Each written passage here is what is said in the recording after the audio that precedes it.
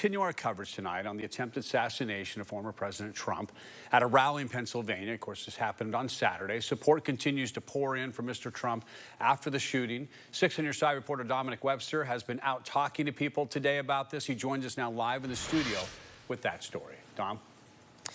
Don, the unthinkable happened on Saturday, and today supporters of the former president shared their reaction to hearing the news that he had been shot and what it means to see this form of outpouring of support for the former president. After a scary incident at a Pennsylvania Trump rally on Saturday, support and well wishes for the former president poured in on social media. And at the Trump Superstore off of Watt Road, those supporters were getting their merchandise ready as the election nears. It was unbelievable. They were fired up. This is not a huge store, but at one time we had 4 people working yesterday. And at one point we had a little over 70 people inside, and they were lined up out the door. Everybody was buying anything. They were chanting. Everybody was happy. Those who are supporting the president say they were shocked when the news broke he had been shot. I said, wow. So I announced it to the people that were here, and people were going, oh no, that's not true. That can't be true.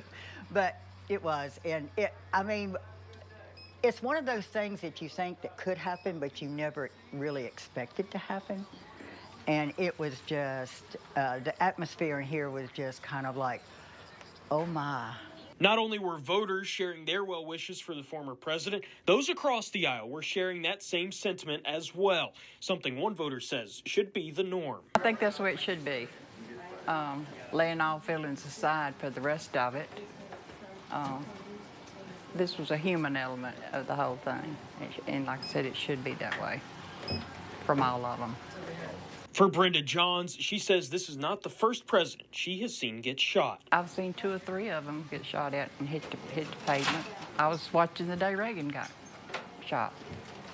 I think he fell on the sidewalk. So, yeah, but I think it's gonna be okay. We're gonna be okay. And in speaking with Trump supporters today at the store, they are hopeful and expecting the former president to be back in office after the November election. Don? All right, Dominic, thank you so much. Now, we should know President Biden has called for an independent review of the shooting, meeting with his national security team inside the White House Situation Room this morning. We'll break down what that entails in just a few minutes. But first, more from the president. He put together a short speech inside the Oval Office last night addressing the American people. And some have a different view as to the direction our country should take. Disagreement is inevitable in American democracy. It's part of human nature. But politics must never be a literal battlefield, and God forbid, a killing field. President Biden noted how he spoke with former President Trump over the phone. He described the call as good, short, and respectful.